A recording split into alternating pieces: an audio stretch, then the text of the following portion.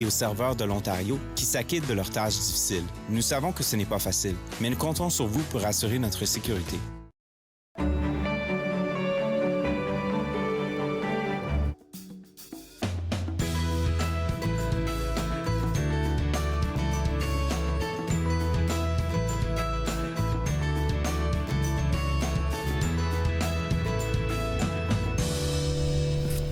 Bonjour et bienvenue entre nous exclusivement sur les ondes de TV Rogers. Je suis Claude-Andréa Bonnier. Je me ferai un réel plaisir de passer la prochaine heure avec vous. Aujourd'hui à l'émission, on va parler musique avec Jean-Paul Moreau. On va aussi parler de la rentrée littéraire, de toutes les nouveautés aux éditions Interlignes. Et tout de suite, pour commencer, on va parler avec Monsieur Badeau, que vous connaissez sûrement, et aussi Yannick, qui nous vient du musée Opac, t'es conservateur.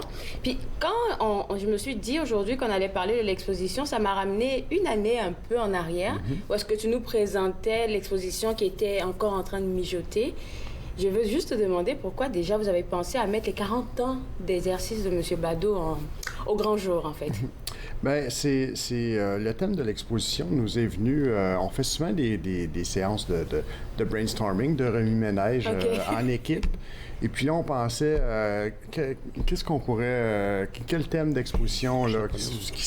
Non, vous n'étiez pas là. D'accord. Donc, quel thème d'exposition pourrait être intéressant à présenter au grand public? Et puis, le nom de Badeau est sorti. Et puis, donc, le projet d'exposition est un peu parti de là. Oui. OK. Donc, Rémi Ménage, et puis là, on pense à M. Badeau. C'est ça. Okay. Tout de suite, quand on pense à lui, tu t'attendais pas à voir, comme tu me disais, je me rappelle un peu, il y a un an passé, là, à avoir tant de caricatures à soulever, parce que ça a commencé avec des recherches, hein, je me dis. Oui, bien, là, c'est comment qu'on fait. Parce que Badeau a quand même une œuvre... Un gros bagage, une œuvre considérable. C'est près de 10 000 caricatures, donc on ne peut pas présenter 10 000 caricatures, c'est beaucoup trop. Ouais. Donc... je me suis demandé là, comment est-ce que je pourrais trouver un angle pour présenter ça au grand public. Et puis, j'ai décidé d'y aller simplement avec le mandat du musée, qui est l'histoire de Vanier, le patrimoine de francophonie d'Ottawa, et puis un peu plus largement, parfois, celui de la francophonie ontarienne. Donc, j'ai pris ces axes-là, si vous voulez, puis j'ai illustré ces axes-là avec les dessins de Badeau. Est-ce que tu avais besoin un peu de son aide à chaque fois, de l'appeler pour qu'il puisse t'aiguiller un peu dans tes... Il fournit beaucoup de dessins. J'ai fait beaucoup de recherches à la bibliothèque, mais il fournit aussi beaucoup de dessins, oui, pour la Qu'est-ce que ça vous a fait quand le musée Opac a décidé de vous mettre un peu au grand jour? Parce que là, on vous connaît, mais je suis pas sûre que le monde connaît comme tout votre bagage. Non, mais effectivement. Et puis, il faut dire que quand j'ai commencé, il n'y avait pas d'Internet, il n'y avait pas... Oui, ça aussi, c'est 40 ans, oui, on s'en fait que c'est ça, il a fallu sortir les archives. Fait que moi, ce que je fais tous les jours, c'est que je découpe la page... éditorial, oui. Là, je suis rendu à 16 caisses. Là. Ça va aller à l'Université d'Ottawa.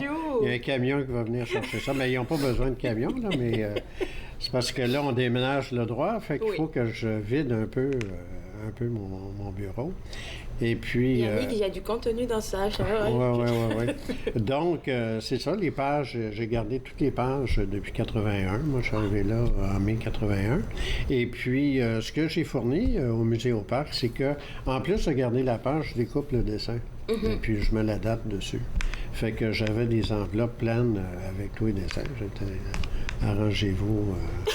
avec... Parce que, je veux dire, quand on est rendu... moi, c'est pas 10 000 encore, mais c'est 9 500. On est bientôt Non, 10 000, c'est ça, on n'est pas à 500 près. C'est qu'on ne se rappelle pas de tout le dessin qu'on a fait. Fait qu'il y avait... Ça allait... Bill Davis, et puis... Wow! Ouais. Puis ça t'a pris combien quand t'as reçu... t'as reçu quelques affaires de caisse, malheureusement pas les 9 000, mais au moins, comment toi t'as fait pour t'organiser pour tout ça? Parce que tu me parlais des différents thèmes. Comment t'as réussi à tout mettre en place, ça? Bien, j'ai commencé, en plus des boîtes que j'ai reçues de Badeau, j'ai fait beaucoup de recherches à l'université sur les microfilms, parce que l'université a tous les microfilms du droit. Donc, essayer de voir là, chacun des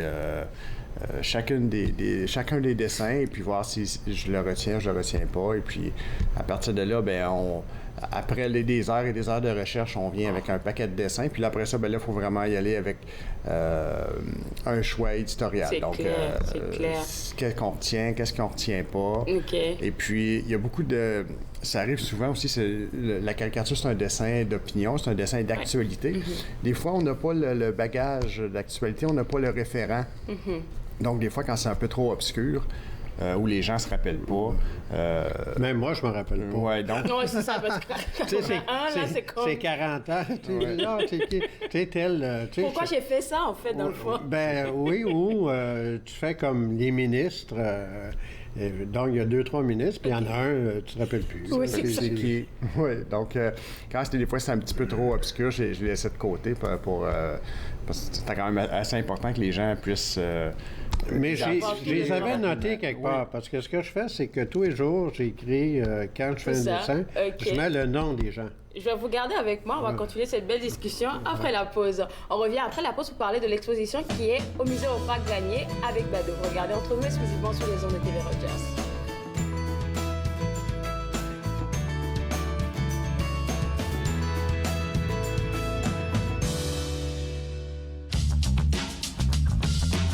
Cette émission est présentée par Télé Élan. Vous êtes enfin aux commandes. Pour en savoir plus, visitez rogers.com.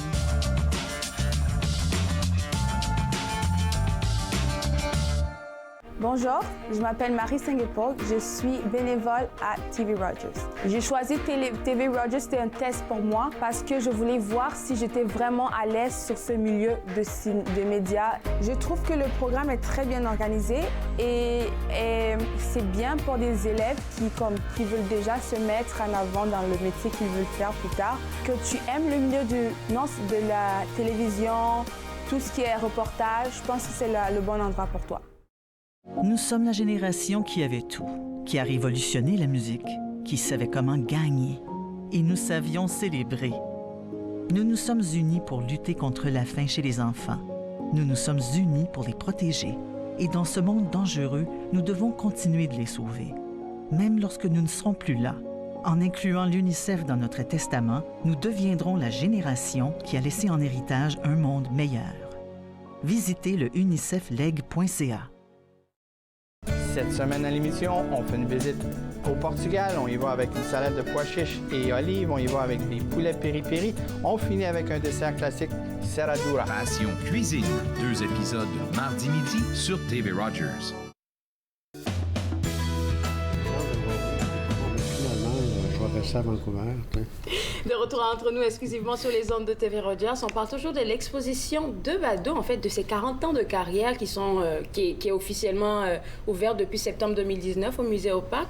Puis Yannick expliquait un peu comment il avait reçu tout le bagage de 40 ans, comment il avait pu travailler et puis tomber dans un entonnoir avec 3 grands thèmes. Est-ce qu'on pourrait nommer ces thèmes-là? Bien, il y a l'histoire de Vanier. Il y a la francophonie à Ottawa, qui est principalement là, la question du bilinguisme de la capitale. Ça court toujours. Oui, et puis on va toucher plus largement aussi à la francophonie ontarienne avec des grands thèmes comme SOS Montfort, comme la loi 8. OK. Alors, donc tout ça, ça nous donne combien de caricatures à présenter au grand public? Combien de caricatures à l'expo? Je dirais qu'il y en a peut-être 250. Oui, environ. Eh boy, donc dès qu'on rentre... Ben, c'est des panneaux, et puis Okay. bon, il y a des...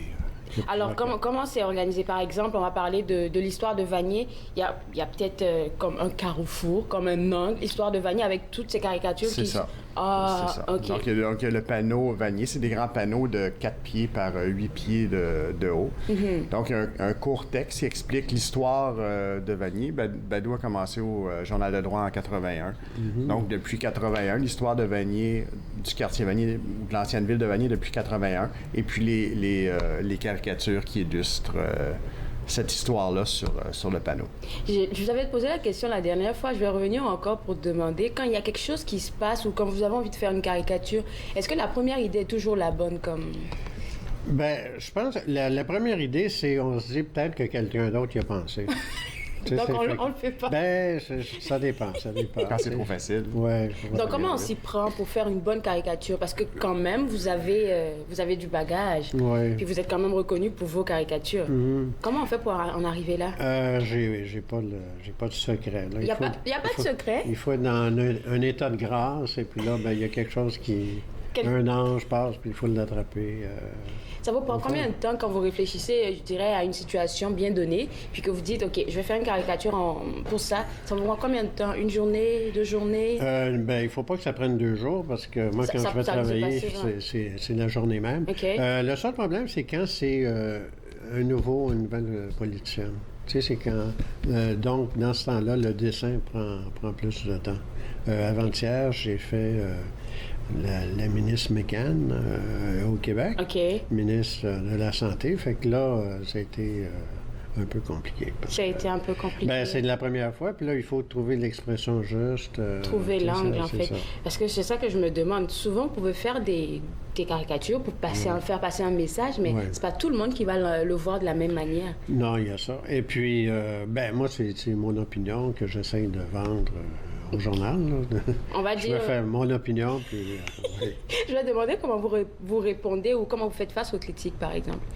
Surtout avec les réseaux sociaux, là, je suppose que souvent vos caricatures se retrouvent Non, souvent. j'ai pas tellement de feedback. Ah ouais? Non, il faut dire que j'ai peut-être éduqué... ou habituer une génération complète à mon humour. Fait ils sont d'accord, il n'y a pas de... Ils sont pris dans le jeu. Ouais. Ils sont pris. Et la plupart du temps, les caricatures, puisque vous le faites dans le journal Le Droit, c'est toujours en blanc et noir. Souvent, je me dis que ça... Non, depuis, ça fait à peu près 7-8 mois que c'est en couleur. C'est en couleur, OK. Ouais, Donc, mais souvent, vous revenez au blanc et noir. Non. C'est plus, c'est juste que de la couleur. C'est de la couleur, parce que noir et blanc, j'ai été obligé de faire 2 versions. Tu sais, une version pour le journal, puis une version pour le site web. C'était assez difficile. Et je pense qu'avec les couleurs, là, ça donne plus de punch, puis on arrive à mieux voir qu'est-ce qu'on veut. Imaginons qu'on veut dessiner un drapeau, là, avec la couleur, c'est beaucoup plus... Effectivement, dans les cas de drapeau, puis aussi dans le cas, à l'époque, des manifestations étudiantes, les carrés rouges. Moi, je ne pouvais pas faire de carrés rouges parce que j'avais pas la couleur. La couleur, c'est ça. C'était un peu embêtant, ça limitait beaucoup travail. ce que je pouvais faire. Donc, on est content que ce soit en couleur maintenant. Donc, Yannick, l'exposition chez vous, puisque c'est juste les 40 ans, ça serait juste en blanc et noir, je suppose, les affaires que vous avez. Mais il y en a de couleur? J'en ai en couleur, oui. Parfait. Oui, j'en ai. Parce que j'avais les versions pour l'Internet. Donc, vous avez tout donné, en fait. Vous avez eu un beau bagage. Puis j'en avais aussi beaucoup dans les 2 versions, mais lorsque c'était possible, je mettais celle en couleur. Celle en couleur. Parce que ça fait à peu près... moi, je dirais que ça fait 20 ans que je fais des versions en couleur parce que j'étais rédacteur en chef d'une revue annuelle, Portfolio the Year in Canadian Caricatures. Et puis, il y avait beaucoup de dessinateurs qui dessinaient en couleur. Fait que je me suis dit, je ne vais pas passer en noir et blanc dans ça. Ouais, fait que j'ai fait des dessins en couleur depuis 20 ans. Et puis, vous avez partagé ça avec le musée au Parc. C'est ça. Alors, si on peut aller voir l'exposition, mais je me demande s'il y a possibilité de faire des activités. Est-ce que vous avez des activités avec M. Badeau? Comme ça, le public, il vient, il fait l'exposition, il peut avoir l'occasion de discuter avec lui. Oui, bien, sur demande, on peut faire des visites guidées à des groupes ou des choses comme ça avec l'auteur. Je ne fais pas des visites individuelles. Là, non, parce tout que j'imagine. Fait qu'il faut juste faire la demande. Ça, faire sur demande, oui. Ce qui est bien avec vous, c'est que vous êtes accessible. Donc, sur le site web, on vous contacte et puis on demande à voir M. Badeau. Et puis on va s'organiser pour ça. Exactement. En tout cas, là, c'est l'exposition. Je pense que c'est l'événement phare actuellement et puis ça s'étend jusqu'à la fin de l'année. Jusqu'à la fin de l'année. Et ensuite de ça, là on s'entend, le temps des sucres, ça commence bientôt. Donc, qu'est-ce qui se passe chez vous là-bas? C'est quoi l'actualité? Bien là, c'est ça. Là, on commence la saison des sucres à la mi-février. OK. Donc, samedi, le 15 février, ça va être la journée d'entaillage. Donc, on invite toutes les familles à venir. C'est vraiment une activité familiale, donc à venir à la cabane à sucre du Musée au Parc pour habiller chaudement. Si possible, vous pouvez amener votre propre perceuse électrique. Sinon, vous en avez? Si on en a en a quelques-unes. OK. Et puis, c'est ça. Donc, on va offrir les crêpes. Et puis, On aime bien café, ça. jus aux gens qui viennent nous aider. C'est entre 9 et 14 heures. D'accord. Il faut juste se présenter là-bas. Pas besoin de faire des inscriptions au préalable. Non, on peut Ok. juste se présenter. On peut toujours appeler pour dire qu'on va être présent. Nous, ça nous Vous donne le temps de vous organiser. c'est ça, aussi. ça nous dit un peu combien qu'on attend de gens, donc ça peut nous aider pour l'organisation, mais pas obligé de réserver. Je pense que Donc, M. juste- Bado va vous Il recevoir. faut-tu amener nos seaux aussi? Non, non. Non, OK. Non, ça sera pour Ça eux. manque les... OK. C'est ça. D'accord. Non, mais c'est parce qu'on a une certaine quantité de perceuses, donc pour pas que les gens attendent. C'est ça. On s'entend. Alors, donc, juste après ça, là, on va faire les entaillades, pardon, mais le restaurant de la cabane aussi. C'est ça. Le lendemain, ouais. donc l'entaillage, c'est samedi le 15, donc dimanche le 16. Encore dans les mêmes heures, donc entre 9 et 14 heures. Donc, c'est l'ouverture De la cabane. Et puis, on va être aussi exceptionnellement ouvert lundi le 17 pour la journée de la famille. Donc, aux mêmes heures, 9 à 14 heures? 9 à 14 heures, oui. OK, d'accord. Est-ce qu'on veut rappeler un peu aux gens le menu? Parce qu'il y en a différentes sortes, là, et puis c'est vraiment... OK, est-ce qu'on rappelle aux gens c'est Oui, quoi ben, votre menu? on a trois menus. Donc un C'est menu... des menus traditionnels qu'on connaît, là. Oui, des menus de cabane à sucre. Donc, le plus petit menu, c'est le menu des crêpes seulement. Et puis, après ça, on a le citadin, qui est un menu déjeuner, là, habituel. OK. Et puis, le finalement, bûcheron, pour les gens je qui ont pense, vraiment là. faim, là, il y a le bûcheron. Avec, Oui, il y a beaucoup donc, c'est la panoplie complète là, de la nourriture de cabane à Fait que là, sucre. c'est une fois... T'es bon C'est pour une la fois semaine? pour la Ça, semaine. t'es bon pour la semaine. T'es bon pour la semaine. Mais merci beaucoup à tous les deux. Et puis, pourquoi pas inviter les gens à venir samedi ou bien même dimanche à prendre leur crêpe et puis aller voir l'exposition de M. Bado. Parfait. Merci encore à vous. Merci. Alors, voilà, maison, si vous avez besoin de plus d'informations, je vous invite à visiter le www.museoparc.ca. Après la pause, on va parler de tout ce qui s'en vient, tout ce qui est nouveau comme romans, livres aux éditions Interligne. Vous regardez Entre nous, exclusivement sur les ondes de TV Rogers.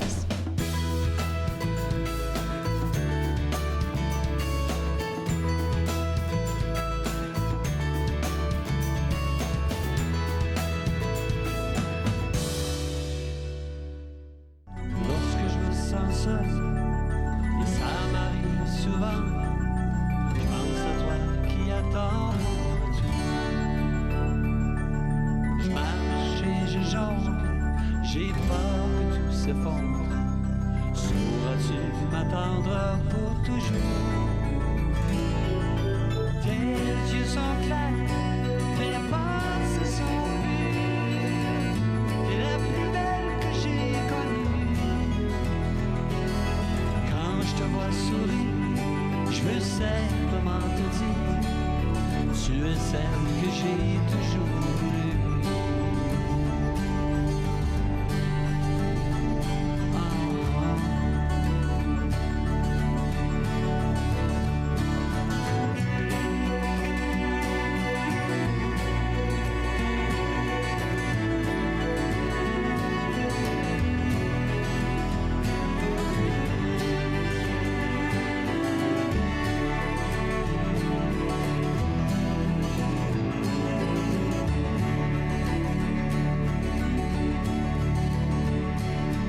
Lorsque la nuit tombe entre toi et moi, pourras-tu m'attendre pour toujours? Et si j'avais ton cœur, si fragile c'est quand. Exact. De retour entre nous exclusivement sur les ondes de TV Rogers, on parle de tout ce qui est nouveau aux éditions Interligne. Puis avant qu'on commence, là, tu m'as dit que tu avais une grande nouvelle pour nous, là. Il y a un jeu concours où est-ce qu'on peut gagner des sous. Ben oui, c'est un super beau concours où on peut gagner 150 $ à dépenser au Salon du Livre de l'Outaouais. OK. Le Salon du Livre a lieu du 27 février au 1er mars, donc ça s'en vient quand même vite. Et puis, il y a une auteure de l'Interligne, Michka Lavigne, qui a gagné cet automne le prix du gouverneur général, quand même, pour son livre Havre. Qui, elle, a été choisie invitée d'honneur donc au Salon du Livre de l'Outaouais. Fait qu'on s'est dit, qu'est-ce qui serait le fun de faire, offrir à nos lecteurs ou en tout cas au grand public de passer un moment avec elle pour magasiner au Salon du Livre de l'Outaouais et avoir ses conseils pour des livres. Donc, on offre 150 $ d'argent pour cette personne-là qui va donc magasiner avec Mishka. On offre également dans ce concours-là un billet pour le parcours culturel autochtone auquel Mishka participe, qui est comme un événement du salon. Il y a évidemment une entrée au salon, un bracelet passeport de 4 jours. Fait que, ça vaut la peine aussi. Et puis, ben, il y a une copie, là, je ne l'ai pas avec moi, mais une copie du livre Havre de Mishka, donc qui a gagné le prix du gouverneur, qui va être dédicacé par Mishka. Fait que c'est un prix qui vaut quand même 200 $. C'est un très bon prix. C'est comme tout un package Salon du livre de l'Outaouais. Puis, donc, vous pouvez participer sur notre site interligne.ca. Puis pour nous, ben, en même temps, c'est une campagne de financement pour l'Interligne. Donc, on vend les billets 20 $, mais c'est vraiment rien parce que c'est le coût. Ça couvre seulement, disons, l'entrée au salon. Là. En fait, tout le reste, le 150 $. De gagner tout ça. C'est ça. Puis le livre, etc. Donc, c'est vraiment une opportunité. Puis, je pense que pour nous et pour les gens qui souhaitent aller au Salon du livre de l'Outaouais, c'est une expérience complète. Et puis, 150 $ de livre, c'est le fun. Ça donne un petit coup de neuf à notre bibliothèque. C'est ça, on en a drôlement besoin. Fait que interligne.ca, venez. Alors, je sais que votre site web, il est vraiment bien fait, mais on va sur interligne.ca. C'est quoi? Est-ce qu'il y a un onglet qui dit jeu concours? En fait, on arrive sur la page d'accueil. Souvent, il y a des actualités. Puis c'est la première, en ce moment, la première actualité. Donc, on peut cliquer et on se retrouve sur cette page-là. Il suffit de remplir un petit formulaire et puis faire effectuer le paiement. C'est ça, exactement. Puis ça vaut vraiment, vraiment la peine pour cette expérience-là au Salon du livre de l'Outaouais. Tu nous as envoyé une bibliothèque aujourd'hui qu'on va visiter, mais avant qu'on en arrive à là, vous recherchez un stagiaire. Là, tu voulais le mentionner aussi. Oui, c'est ça. On cherche un stagiaire, on dit en technologie parce que... comme technologie. Oui, c'est ça. Mais c'est parce que c'est vraiment très... C'est technique, en fait, comme stage à l'Interligne. Donc, ça va être vraiment... on cherche pas nécessairement un profil en particulier. C'est des gens qui s'intéressent à la littérature, qui s'intéressent aux livres, qui s'intéressent aussi à la mise en page, à l'encodage, choses comme ça, en édition. Donc, ça peut intéresser quelqu'un. Et nous, c'est que c'est une durée de 300 heures sur une année. Donc, ça peut être fait un peu... Tu sais, ça peut être un emploi étudiant à côté. Là, tu vas à l'école puis tu fais ça on the side. On peut distribuer les heures selon ce que le stagiaire souhaite ou la stagiaire. C'est payé 17 $ de l'heure. Nous, c'est qu'en fait, on va demander aux stagiaires d'aller en formation pour rendre nos livres accessibles. Et la formation, c'est nous qui payons la formation. Cependant, la formation est seulement en anglais. Donc, ça prend quelqu'un qui est à l'aise en anglais, mais nous, nos livres sont en français. Donc, tu sais, le gros du travail va se faire en français, mais il y a des formations à suivre. Donc, on cherche quelqu'un de bilingue dans le fond. C'est ça, exactement. Puis d'aller chercher cette formation-là pour transformer les livres de l'Interligne en format accessible. Puis ça peut être assez multiple. On parle entre autres du format EPUB 3 qui rend... C'est quoi ça? Bien, c'est une forme de... Parce qu'on a déjà des fichiers en EPUB qui se lisent facilement sur une tablette ou sur des lecteurs spécialisés pour les gens qui ont des troubles de la vue ou des troubles de lecture. Puis ça, c'est très vaste. C'est pas juste la vue aussi, ça peut être des troubles physiques, tu sais, ne pas pouvoir tenir le livre, ça peut être des troubles de concentration, etc. Donc, nous, ce qu'on veut, c'est ça, c'est rendre tous nos livres accessibles. Puis pour ça, il faut... c'est très innovateur, ça. Oui, c'est ça. Puis ça nous permet d'atteindre aussi beaucoup de gens puis qui, des fois, eux, ont moins de choix aussi de lecture. Fait que ça leur ouvre aussi un éventail. Puis donc, cette personne-là apprendrait beaucoup sur...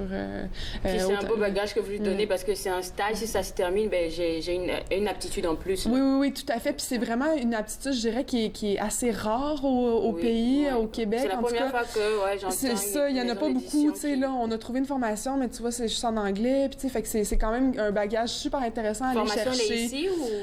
Oui, elle est. Je crois qu'elle est en ligne, si je ne m'abuse, ou sinon elle est dans la région, là, mais je pense que c'est en ligne. Il y a aussi des documents qui peuvent être utiles, là, qui se retrouvent en ligne, qu'on va fournir aux stagiaires. D'accord, OK. Puis donc, c'est ça. Donc, la personne est payée pendant le stage et pendant qu'elle suit les formations sont payées. Donc, tu sais, c'est vraiment super intéressant. Puis, vous pouvez nous envoyer... Idéalement, on commencerait le stage le 20 février. Puis, donc, nous envoyer votre CV au direction@interligne.ca. C'est sûr que si vous allez sur interligne.ca, vous allez trouver nos coordonnées, là. Fait qu'on attend vos CV d'ici le 6 février, si possible. Mais bon, si ça... Alerte aux éditions Interligne. On a besoin d'un vite. stagiaire. OK, d'accord. C'est une belle opportunité. Je vais pas oublier de le mentionner mentionner dans les prochains jours.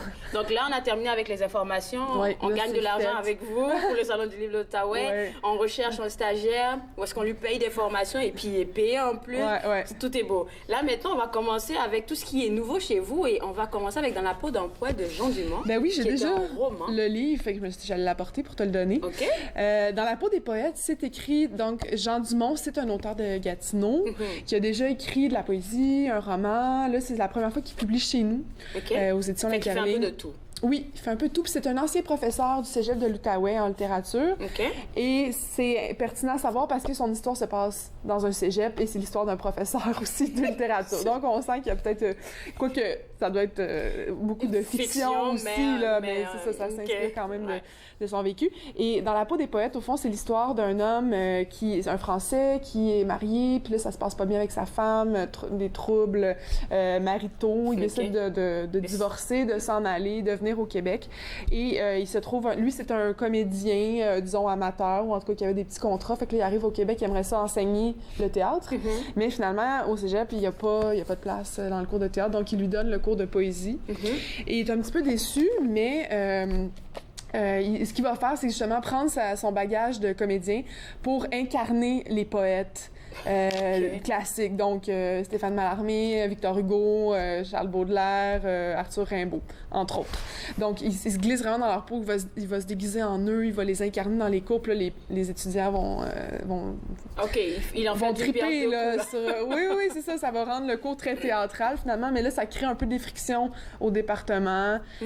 Finalement, son passé, justement, avec sa femme, là, il se rend compte qu'elle a eu un enfant, il savait pas. Fait que tous ces problèmes finissent aussi par le rattraper. Puis là, on se rend compte que cette façon d'incarner les poètes, c'est un peu une façon pour lui de fuir la réalité, de fuir son présent auquel il veut pas faire face. Et puis là, il va aller de plus en plus loin là-dedans jusqu'à ce qu'on dit, jusqu'à se perdre, en fait, un peu jusqu'à devenir un peu délirant, disons. Fait que c'est un peu cette histoire qu'on suit. Ça semble intéressant. Oui, c'est très intéressant. Puis il y a beaucoup de poèmes, justement, classiques. Fait que ça peut être très pertinent pour soit des professeurs aussi de cégep, des étudiants de cégep qui suivent des cours en poésie. On est là-dedans, on est dans cet univers-là aussi du cégep. Donc, d'accord. C'est déjà disponible? Non, en fait, ça sort le 5 février, puis Jean, il va venir t'en parler le 5 en personne. Donc, je le laisse en dire plus, mais c'est ça sort la semaine prochaine. La semaine prochaine, le 5. Oui, c'est ça. Puis par la suite... Donc, est-ce qu'on pourrait prendre une pause? Oui. Parce que si on commence aux autres, là, il y en a beaucoup. Il y en a beaucoup. Ouais. Donc, après la pause, on revient pour en découvrir encore 8 autres comme œuvres des éditions Interligne. Vous regardez Entre nous exclusivement sur les ondes de TV Rogers.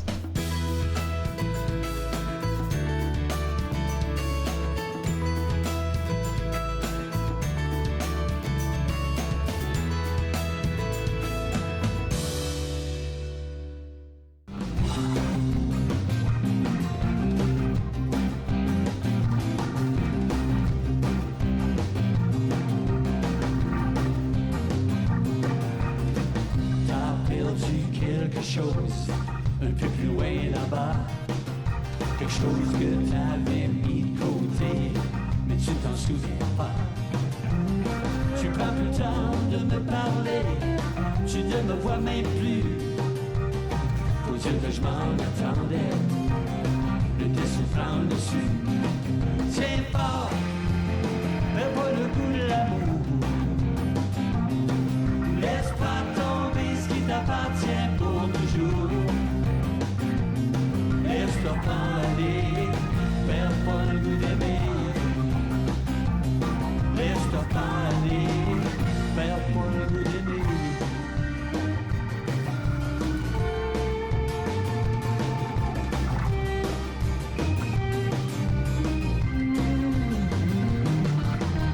Tu parles de tout, tu parles de rien, y'a personne qui te comprend. Les mots résonnent dans le fond de ton cœur, c'est moi qui le ressens. T'as plus de couleur dans tes yeux, tu vis en noir et blanc. Dans un autre monde, sur une autre planète, dans un autre temps.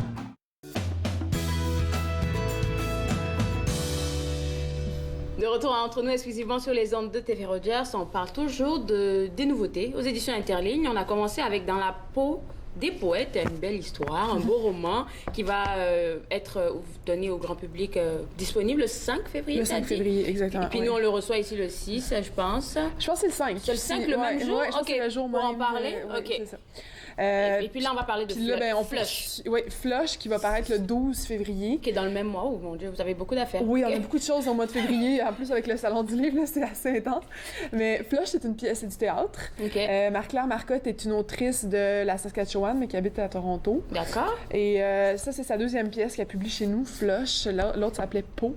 Fait qu'elle aime les petits courts et punchés. Ouais, c'est ça. Puis ça, c'est vraiment très bon, le Flush. C'est l'histoire d'une femme qui, en fait, qui était toxicomane, qui est tombée enceinte, qui a dû abandonner son enfant derrière à sa mère, qui est partie. Sa mère lui a dit « Tu reviens pas avant que t'aies pris soin de ta vie, là, tu sais, que tu sois devenue sobre, etc. » Fait que là, elle finit par revenir, puis là, ben, c'est comme la confrontation. La petite fille a grandi, la grand-mère l'a pas vu sa fille depuis un bout. Bon, j'avoue qu'au début, on sait pas tout à fait que c'est qui est qui, mais on comprend rapidement. Puis c'est très frappant, c'est des bons dialogues. La petite est vraiment... C'est un super beau personnage. C'est ça, c'est qu'il y a des personnages féminins forts, je trouve, puis l'histoire est... Même si c'est pas nécessairement nouveau, mais c'est traité de façon originale. Puis c'est des questions, tu sais, comme la maternité, comment accepter ça, la dépression postpartum aussi, la dépendance, choses comme ça qui sont abordées là-dedans avec vraiment beaucoup de talent par Marie-Claire. Puis ça se lit honnêtement... En tout cas, je dis souvent ça des pièces de théâtre qu'on publie, mais ça se lit comme un roman, je trouve. Moi, je l'ai dévoré comme c'est ça, parce qu'on se dit, heure et demie. Là, théâtre, là, on n'est pas trop sûr. Non, c'est ça, c'est rare que les gens vont penser à lire ça, tu sais, sans aller voir la pièce, disons, mais non, c'est super bon. Puis de la manière dont vous le présentez aussi dans les livres, là, c'est tellement comme fluide, là, je sais pas si on peut le voir que... Voilà, non, c'est ça. C'est comme si c'était un roman qui était que fait de dialogue pratiquement. Il y a quelques didascalies qui sont les descriptions, mais très, très bonne pièce, vraiment, à découvrir cette dramaturgie-là. Puis cette pièce-là doit être présentée l'année comme en 2020-2021 là, à Toronto et à Saskatoon. Fait que, tu sais, c'est quand même un texte... Peut-être à Ottawa, tu pourrais voir ça avec... Peut-être, on l'espère. D'accord. À venir. Alors là, maintenant, on va parler de Aloha, Hola et salut de Caroline. OK. Caroline parle plusieurs langues, comme tu peux voir. Aloha, Hola et salut de Caroline. Hawaïen, espagnol et français. Ça, c'est un roman jeunesse pour les 6-9 ans qui est fait de 3 courtes histoires. Puis c'est un peu une suite non officielle, parce qu'on a déjà publié Les Voyages de Caroline il y a quelques années, où c'était un peu le même principe, 3 histoires aussi, où Caroline rencontrait des amis grecs, mexicains, elle allait au Brésil. Tu sais, c'est vraiment un livre sur le voyage, s'ouvrir à des nouvelles cultures, en fait, pour les enfants. Tu sais. Puis dans celui-là... J'aime bien la couverture. Hein. Super belle. Puis ça, c'est une illustratrice de Gatineau, France Cormier, qui fait nos couvertures maintenant, qui sont... C'est vraiment top. beau, les couleurs bien choisies. Elles sont vraiment belles. Puis donc là-dedans, ben, Caroline, c'est ça, au début, elle organise une petite fête hawaïenne avec sa famille, donc elle va se familiariser avec l'histoire d'Hawaï, des gens connus qui viennent de là-bas, etc. Quelques mots également. Ensuite, dans la deuxième histoire, sa famille déménage en Espagne parce que son père s'est trouvé un emploi là-bas. Donc encore une fois, visite de la ville, nouvelles amies à l'école, adaptation à cette nouvelle vie, exactement, ce nouveau pays. Et encore là, quelques termes en espagnol qui sont ou des phrases qui sont dans cette section-là. Puis par la suite, ils vont dans le sud de la France, dans la troisième histoire, visiter des amis. Donc là aussi, on voit des paysages, des châteaux de la Loire, des plats aussi. C'est ça, c'est vraiment comme se familiariser avec toutes les autres cultures, comment, qu'est-ce qu'ils mangent, comment ils parlent, quelles sont leurs... Ça fait une découverte pour les jeunes qui vont le lire. Exactement. Puis ce que j'aime, c'est qu'à la fin, on a mis un petit lexique aussi pour les enfants. Donc tout ce qu'ils auront lu dans les histoires, mais les mots se trouvent à la fin, donc ils peuvent comme garder ça, enrichir leur vocabulaire avec ça. Fait que c'est une belle petite lecture. C'est encore déjà disponible, Oui? Non, ça, c'est le 12 février aussi. Ouais, c'est ça. Là, on avance dans le temps, fait que là, c'est pas des livres qui vont être disponibles tout de suite, mais ça s'en vient. Le 19 février, après, juste avant le Salon du Livre, on a Débris du sillage de Gilles Latour. J'ai eu ce monsieur ici. Oui, vraiment, exactement, c'est ça. Gilles, c'est un poète quand même. Son dernier recueil a été finaliste au prix Trillium l'année dernière. Je pense que c'était pour ça qu'on l'avait reçu. C'est ça, c'est possible. Fait que c'est un auteur, un poète reconnu, puis notamment dans la région aussi très impliqué, au Versefest. jeunesse, choses comme ça. Fait que là, c'est un nouveau recueil qui est un petit peu, je dirais, dans la succession du précédent. Oui, c'est un recueil très ancré dans les problématiques de société, comme la crise environnementale, les crises politiques, les migrants aussi. Tu sais, comme on est pas mal en crise, en fait, le monde en ce moment sur différents plans. Donc, ça s'incarne beaucoup dans la poésie de Gilles Latour. Puis, il y a un ton, Gilles, il y a un ton, mais c'est de la poésie en prose aussi, tu sais, ce qui est différent quand même. Donc, c'est quasiment des phrases avec des, tu sais, qui suivent et tout ça, mais avec un ton toujours un peu moqueur, ironique, un petit peu.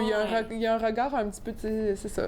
Mais ça fait que ça rend la lecture agréable aussi, puis ça nous remet en question également là-dedans sur notre, c'est ça, sur notre monde, tu sais.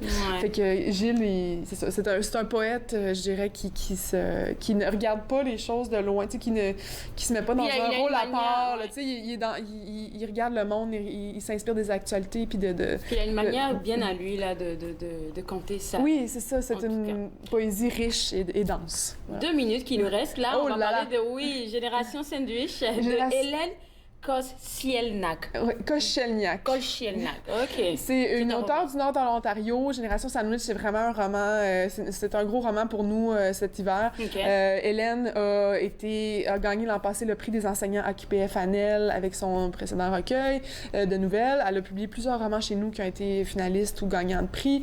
C'est une autrice du Nord de l'Ontario qui est extrêmement... qui est connue parce qu'elle veut représenter... C'est une des rares qui représente le Nord de l'Ontario dans ses écrits, et autant dans les décors, disons, que dans la langue aussi. Fait que c'est une narration, je dirais, soutenue, mais dans les dialogues, c'est plus familier, c'est en tarois, ce qu'elle appelle le tarois, c'est-à-dire le parler franco-ontarien qui ressemble un peu au joual. Donc ça, c'est un roman qui... Génération Sandwich, c'est les baby-boomers qui se retrouvent un peu pris entre prendre soin de leurs enfants et prendre soin de leurs parents. Puis dans ce cas-ci, c'est un père Alzheimer et des enfants qui ont des troubles amoureux, une petite fille qui se dit transgenre, donc c'est tout des histoires. Oui, c'est ça, puis ça prend le point de vue de plusieurs personnages de différents âges, donc ça s'adresse à un public très, très large, autant des ados que des plus vieux, là. C'est à retenir le 4 mars. 4 mars, OK. La rencontre du maître, il va nous rester comme 1 minute seulement. La rencontre du maître de Roger Bouchard, c'est un roman aussi. La rencontre du maître, je vais aller rapidement, c'est un roman sagesse, comme il l'appelle, donc un roman un peu dans la veine de l'alchimiste, qui se passe dans les jardins d'un manoir. Puis c'est comme un apprenti jardinier qui reçoit des enseignements d'un vieil apiculteur pour prendre soin du terrain et des ruches. Puis de ça, il va apprendre beaucoup plus finalement. Ça va être des enseignements sur l'amour. Il va apprendre la méditation aussi. Fait que c'est un roman qui nous fait un peu, qui nous transforme notre regard sur le monde, je dirais. Voilà. Il va nous rester beaucoup de temps. Mais l'année va pour se retrouver, ça m'intéresse. Puis ensuite de ça, on va aller visiter le site web. OK, parfait. L'année va pour se retrouver, c'est un super bon roman jeunesse pour ados, 14 ans et plus, qui se passe... La Neva, c'est le fleuve qui traverse Saint-Pétersbourg, donc ça se passe en Russie. Et c'est une jeune fille, au fond, qui part avec ses amis là-bas. L'une de ses amies, son père est russe, donc il reste là-bas. Et ils vont chez lui. Et puis, c'est vraiment ces aventures là-bas, autant des visites de magnifiques monuments russes, comme l'Ermitage, autant rencontres d'un garçon dont elle tombe amoureuse, évidemment, mais c'est très beau. Un peu, ça lui donne aussi un certain recul pour penser à sa relation avec ses parents, avec sa mère en particulier, puis son père qu'elle connaît à peine parce qu'il les a abandonnés. Donc, c'est vraiment un beau roman qui aborde des thématiques, je pense, très parlantes aux ados le 8 avril. Beaucoup, Lisa. Le 8 avril. Il y en a beaucoup qui s'en viennent encore. Vous voulez avoir plus d'informations, visitez le www.interligne.ca. Après la pause, on va parler musique avec Jean-Paul Moreau. Vous regardez Entre nous, exclusivement sur les ondes de TV Rogers.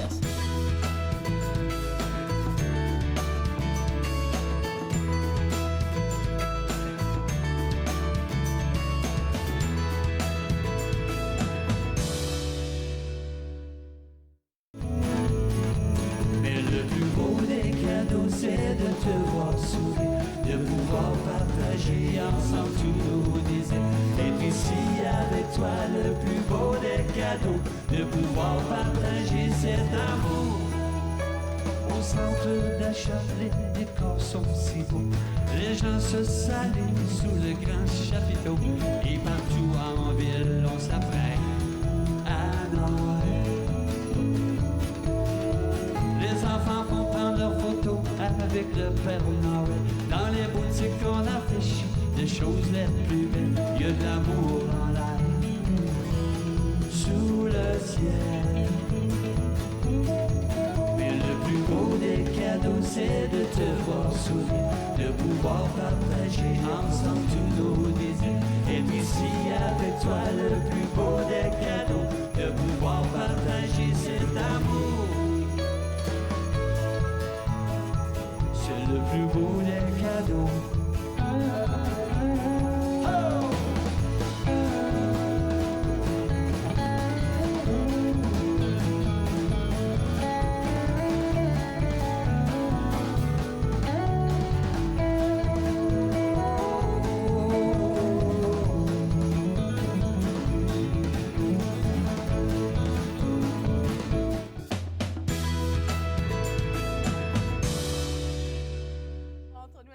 Sur les ondes de TV Rogers, on va parler maintenant musique avec Jean-Paul Moreau. Et puis, il y a toujours de la bonne musique qui s'en vient avec lui. Et on parlait de mémoire. On parlait de mémoire aussi. Avant d'entrer en ordre, évidemment. Oui, de la bonne musique. Oui. On s'est quitté au mois de décembre. Avec une touche que j'ai adorée. Yanni.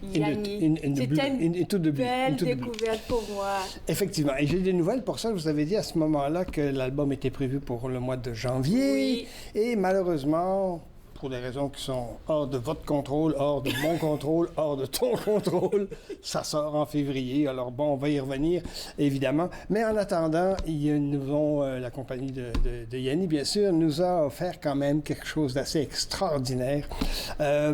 Yanni, évidemment, avec la sortie de ce nouvel album, fait de la promotion avant la sortie de l'album, pendant et après, c'est évident. Et il continue à donner de ses spectacles.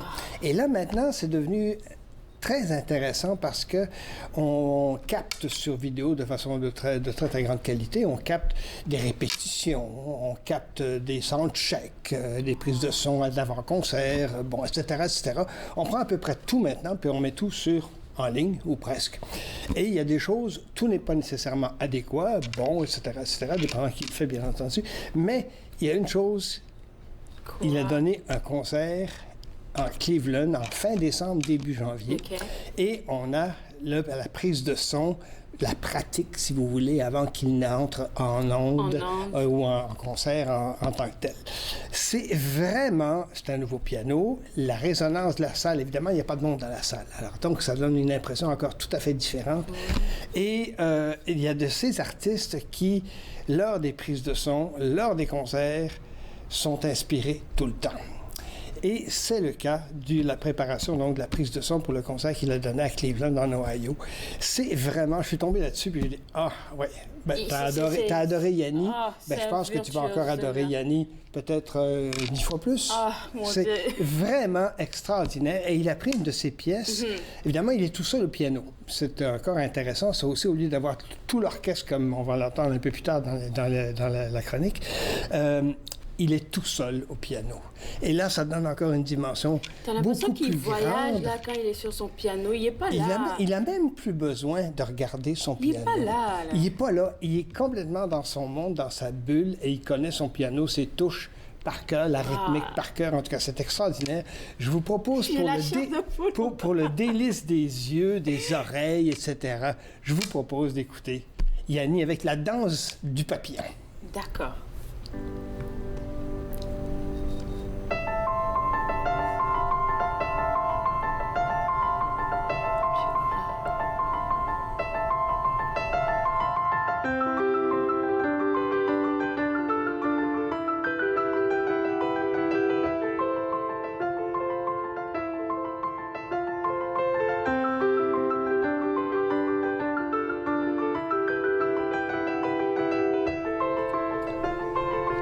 C'est intéressant, hein?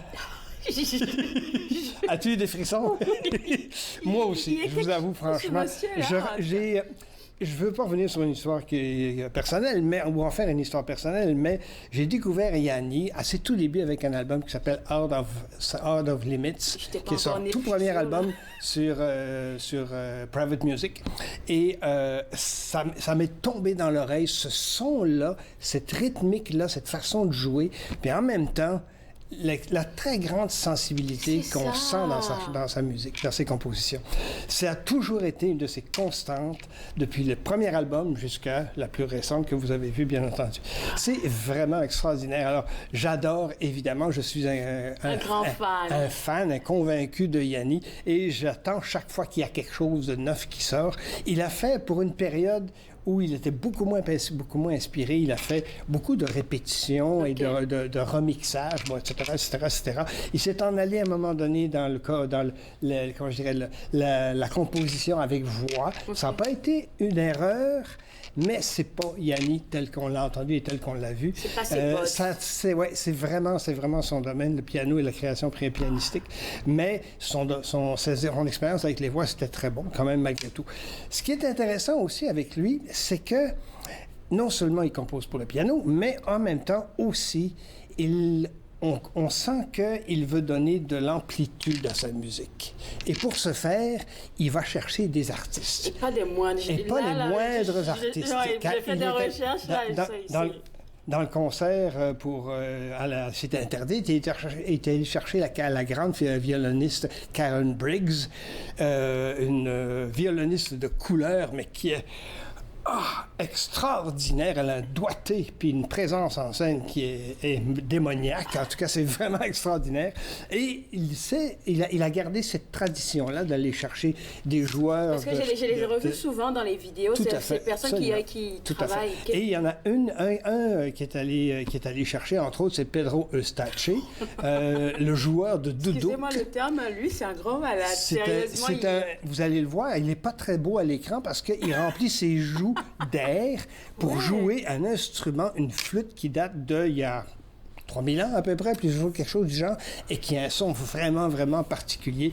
Et je me disais que pour le plaisir de la chose, on va écouter le Duduk. Tiens. C'est...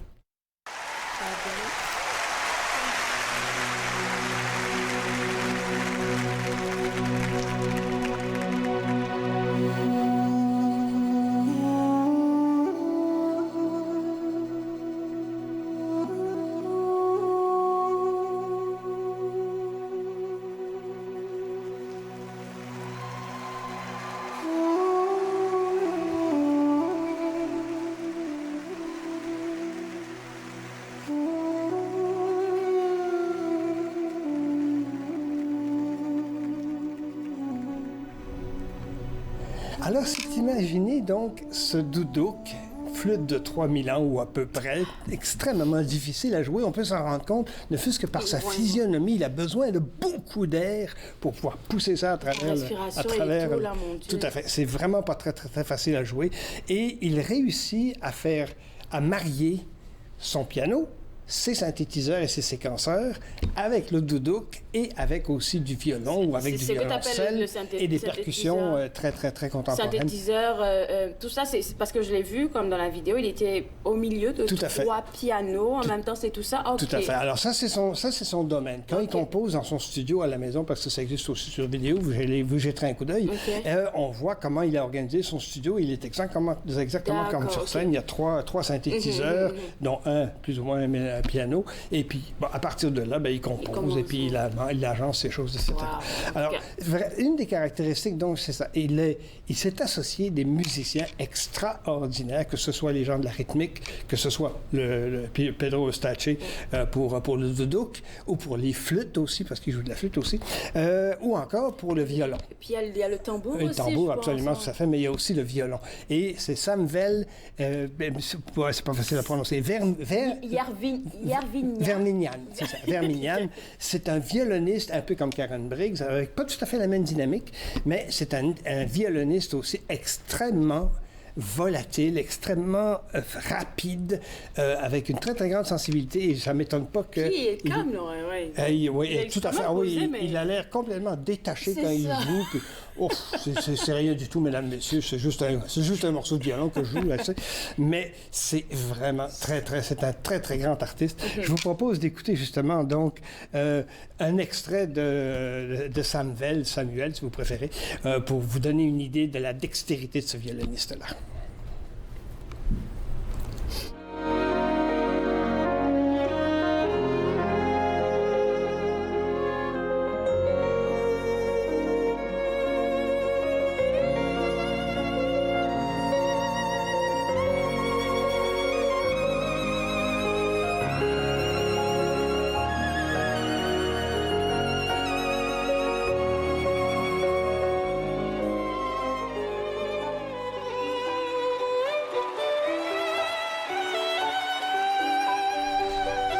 Et voilà, il réussit encore justement à venir nous chercher avec cette espèce de doigté extraordinaire.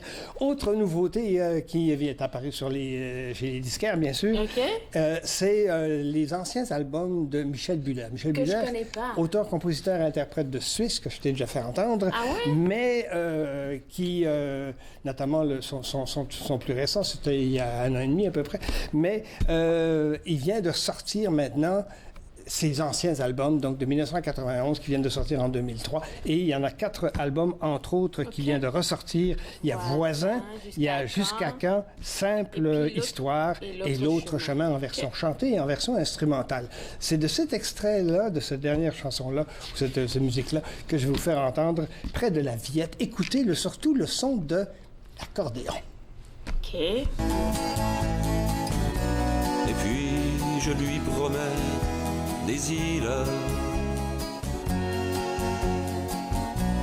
où les chagrins n'existent pas,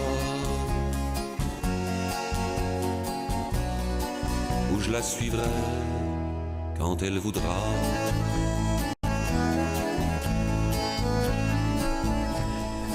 L'accordéon, c'est bien. Quand c'est bien joué, moi j'adore l'accordéon. Je trouve que c'est un instrument qui est sous-estimé dans beaucoup de circonstances. Un peu oublié aussi. Et ce qu'il y a, c'est qu'on associe souvent l'accordéon au bal musette en France. Mais il y a d'autres choses. Il y a d'autres choses qu'on peut faire avec un accordéon. Et en tout cas, je ne suis pas joueur à l'accordéon. Il nous a fait découvrir ça. Mais ça me tombe dans l'oreille sans aucun doute. Autre sortie également fort intéressante, Amélie Les Crayons. Cet album à son actif, c'est une ancienne comédienne qui s'est transformée en auteure, compositrice, interprète. Et son dernier album, Le Bal des Vivants, est sorti en 2015-2016. Et elle vient de sortir, suite à sa tournée avec Réfère-3, avec France 3, elle vient de sortir une série de concerts qu'on appelle Backstage. Très français pour un français, mais enfin. Et elle a donc redonné des couleurs, des teintes particulières au Bal des Vivants, qui est son dernier album. C'est vraiment très, très intéressant. Elle a pris donc toutes ces pièces, et elle les a reprises et réharmonisées en concert. Écoutez ce que ça donne. C'est vraiment très particulier. C'est nouveau, ça? OK, on y va, là. Je les ai attendus au bord du chemin creux. Ils avaient l'air joyeux, tous de couleurs vêtus. J'ai emboîté le pas. Ils m'ont dit dépêche-toi, les chaudrons ont sonné, le bal va commencer. Nous avons tant marché que cette lumière lointaine, au fil de nos pas, nous avait rattrapés. Quand nous sommes arrivés à la clairière aux chênes, nous étions des centaines, peut-être des milliers. Et je suis avec vous au bal des vivants, et je suis avec vous. C'est bon. Intéressant, hein? Intéressant, comme c'est un peu c'est un peu chansonnette, effectivement. C'est très léger et on voit un tout petit peu justement la comédienne. Elle est très théâtrale. Elle est très théâtrale. Elle a une belle voix qui est juste, sans forcer aussi. Ça, c'est très intéressant. Et ses textes sont vraiment, vraiment intéressants également. Et ça, pourquoi je voulais vous montrer ça, c'est que justement, on joue du marimba là-dedans. C'est quoi? C'est ça l'affaire? C'est ça, exactement ça. C'est pas facile à jouer. D'ailleurs, ça s'enseigne de la Salle et ça s'enseigne au Conservatoire de musique de Gatineau. Et c'est vraiment... Il y a peu d'étudiants qui se donnent à cet instrument-là, mais une fois qu'on le domine, ça donne quelque chose de vraiment, vraiment intéressant. Et les harmonisations... C'est la première fois que je vois ça. Les harmonisations... on les voit aussi dans certaines prestations orchestrales aussi. Aussi. Mais c'est rare que ça accompagne des chanteurs ou chanteuses. Et elle a opté pour ça. Alors donc, elle s'est donné une teinte encore particulière à ces backstage-là. Je vous invite à jeter un coup d'œil. D'ailleurs, tout l'album a été fait en backstage. Et donc, ça existe dans Amélie Les Crayons. Alors, à découvrir, si vous ne connaissez pas, c'est encore une de mes découvertes et une de mes amours. J'adore ça, ce qu'elle fait. C'est bon. J'aime beaucoup de choses, je reconviens. Et alors là, on va parler de Pomme, c'est ça? Oui, et Pomme, pas la Macintosh, là, on s'entend là-dessus. Son vrai nom, c'est Claire Pommet. C'est pas la première fois probablement que vous en entendez parler ou que vous allez la voir. Quand vous allez voir son visage à l'écran, vous allez dire « Ah oui, je connais ». Elle a porté la chanson française de Lyon, du sud de la France, pendant un bon bout de temps. Elle n'a pas sorti d'album en tant que tel, sauf un EP. Ça, pourquoi je vais vous proposer cet extrait, c'est parce que je trouve que pour la première fois, c'est une auteure-compositrice-interprète très populaire, pour commencer, très, très populaire. Et elle a décidé, justement, de donner une nouvelle orientation à sa carrière d'auteur-compositrice-interprète. Et donc, elle a décidé, puisque sa voix est très, très juste, elle a décidé de prendre l'option de sa voix. Pas tellement les instruments, mais sa voix. Alors donc, on va écouter ce que ça donne et écouter sa voix dans une église. C'est très, très beau. C'est un endroit rêvé pour les oiseaux. Ils viennent s'y reposer quand leur cœur est gros.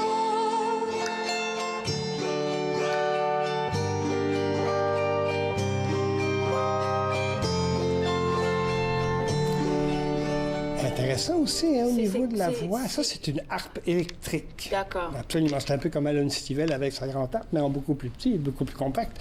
Et elle joue avec sa voix. Elle joue avec sa voix et elle joue avec sa harpe électrique. Et sa harpe électrique semble être son instrument de prédilection parce que toutes les vidéos que j'ai eues avec elle ou sur elle, elle a sa harpe électrique. Alors donc, c'est son instrument de composition, bien sûr. Ce qui est intéressant avec la harpe électrique, je ne sais pas si tu as remarqué, elle peut jouer avec les cordes, mais en même temps avec l'accompagnement qui sont les boutons blancs en dessous de la harpe. C'est vraiment, vraiment particulier. Ça, c'est une découverte, hein, ou tu l'as tout à fait. Non, je la connaissais de nom comme ça, mais je me suis attaché un tout petit peu plus à creuser, voir un tout petit peu si j'avais moyen de la connaître un peu plus. Et effectivement. Et donc, par conséquent, j'ai découvert Claire Pommet. C'est à suivre, sans aucun doute. Elle a fait d'ailleurs une chanson pour Sofiane Nolan aussi. Merci beaucoup, Jean-Paul. On est très contents de ce que tu nous as fait découvrir. Je te garde pour la pause. On revient juste après vous regarder entre nous, exclusivement sur les ondes de TV Rogers.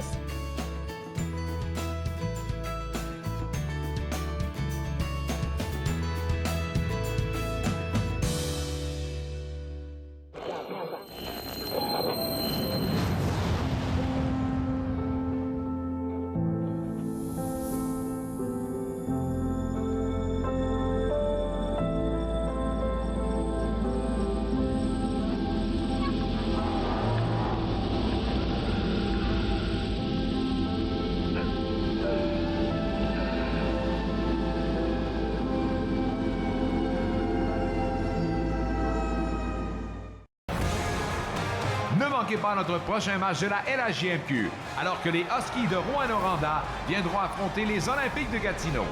C'est un rendez-vous ce samedi 19h sur TV Rogers. Ce jeudi 30 janvier, tous les francophones d'Ottawa célébreront l'ouverture tant attendue de la Maison de la francophonie. Après une dizaine d'années de revendications, de planification et de construction, ce centre multiservice offrira enfin aux résidents de l'Ouest d'Ottawa un endroit de rassemblement bien à eux. Claude-André Abonny et Jean-Paul Moreau seront sur place lors de cet événement historique qui sera diffusé en direct lors d'une émission spéciale ce jeudi 18h sur TV Rogers. Cette émission vous plaît? Vous pouvez vous en procurer une copie DVD en composant le 613-247-4601 ou en visitant le tvrogers.com.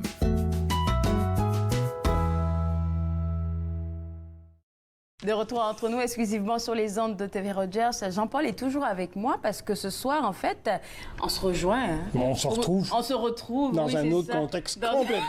Complètement.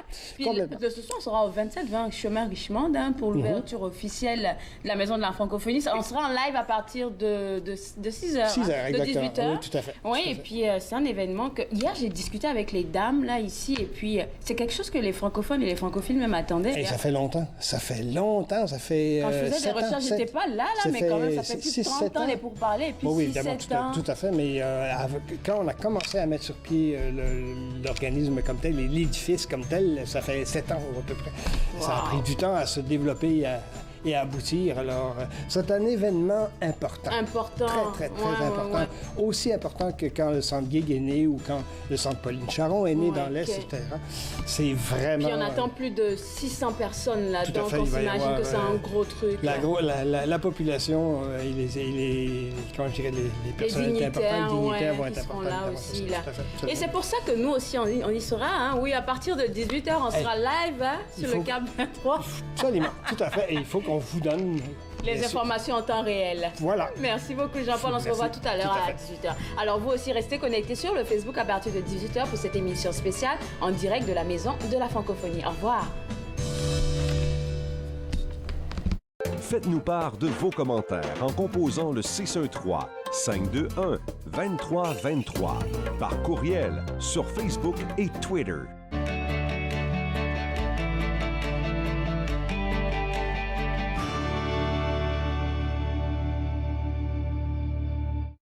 Donc, je m'appelle Mélanie Bégin et puis je fais un focus à TV Rogers. Mes tâches principales seraient régie de plateau, assistante à la réalisation et caméraman, ainsi que graphique. Donc, je trouve que tout le monde devrait passer à Rogers, tant qu'à être invité ou bénévole, au moins d'essayer une fois parce que, en fait, tu apprends tellement de choses et des choses que tu ne croirais pas apprendre.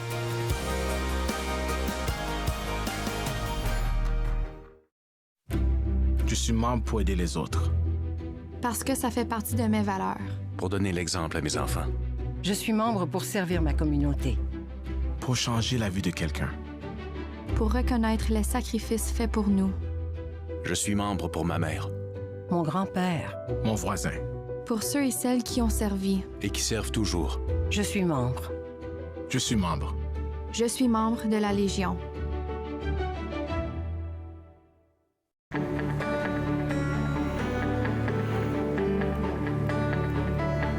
Regardez TV Rogers, Ottawa.